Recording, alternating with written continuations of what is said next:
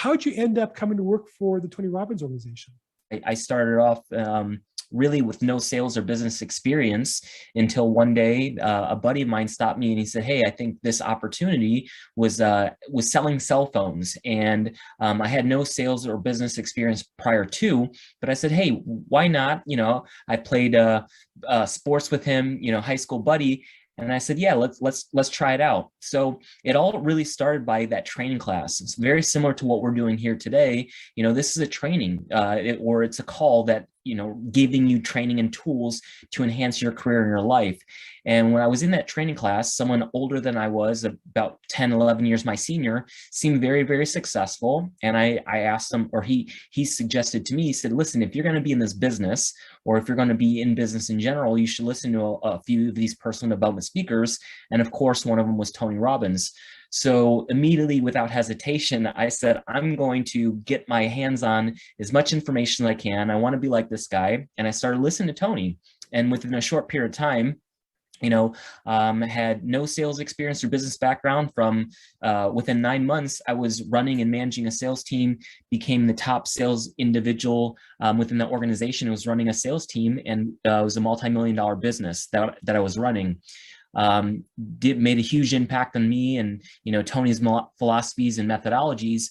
But what was important about that, Bill, was, I had the same system that everybody else had. Right. And I know real estate is real estate is real estate. And of course, there's specific strategies, there's tools, there's information. And the goal is to always find the best strategies that you can. But a lot of times, some of the strategies are the same. It's no different than any office or any other, real estate, whether it's investing or if it's a wholesaling or, there's strategies that work. Right. So what was unique is I took Tony's philosophies and methodologies, but incorporated it into the strategy that I had and I used. And, jokingly, I said I was going to go work for Tony at 18 years old, but I was also serious, right? But it wasn't a firm decision. It was a want, right? And for all those who are on, there's a difference between wanting and committing. But, I went through college, finished college, still listening to my Tony Robbins, listening to all the personal development stuff. And I found out that Tony was putting on an event in the area that I was living at the time. And it was about an hour away. And I was in corporate America. And it was my 23rd birthday present myself. It was the day after my birthday. And I said, what better birthday present than to go see Tony Robbins and impact my life after just listening to audio programs and the tapes. But I want to make a very clear distinction. I wasn't just listening to the tapes. I was listening and executing, right? Information without execution is delusion. So in the corporate world, repeat that, say that again. Yeah, for sure. Information without execution is delusion, right? Okay. And I know that Bill provides amazing information and we're all surrounded by information, but I wasn't just taking the information from Tony and others that were, that I modeled, but I was executing and I was delivering on the strategy, right? Strategies are a dime a dozen. Again, you want to find the best strategies. But I also want to share something that I don't always share with groups or individuals, but, I had to make a turning point and make a decision for myself at that time when Tony was putting on that event. My 23rd birthday present, I said, "Oh, this is a synchronicity, this is a coincidence." And it was. But, I'm just coming out of college and this is my first career.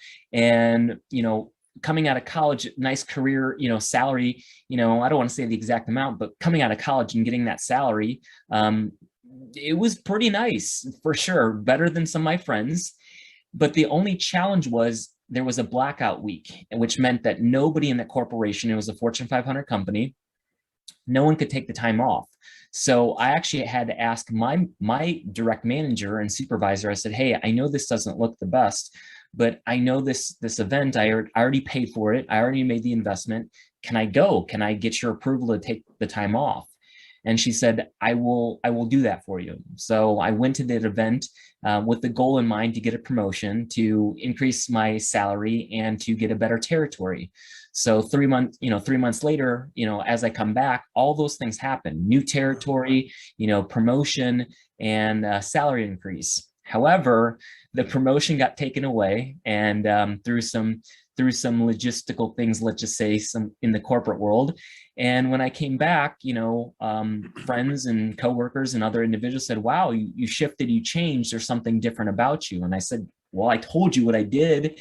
And I asked a couple of you to go with me the first time, but you didn't go with me the first time.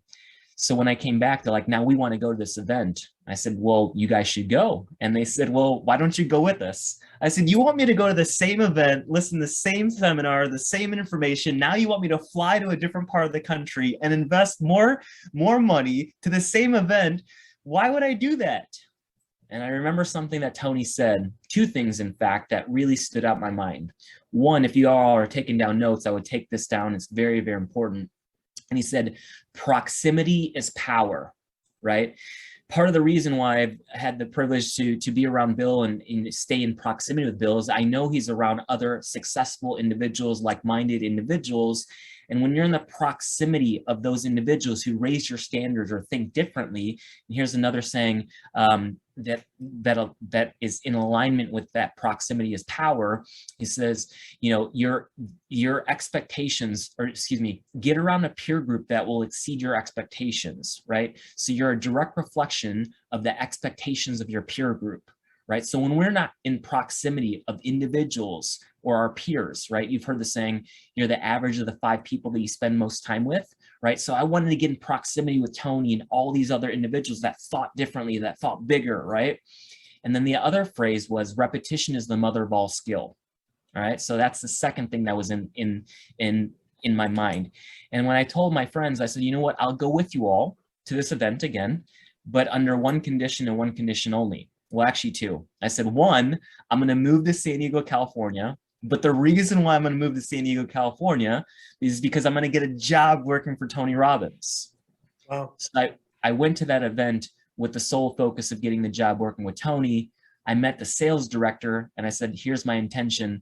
I'm committed to working for you all.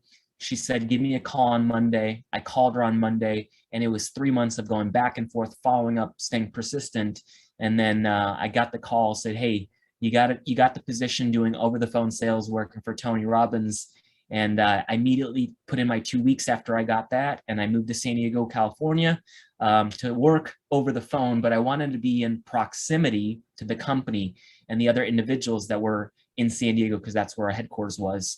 So that's the story of how I got working with Tony Robbins.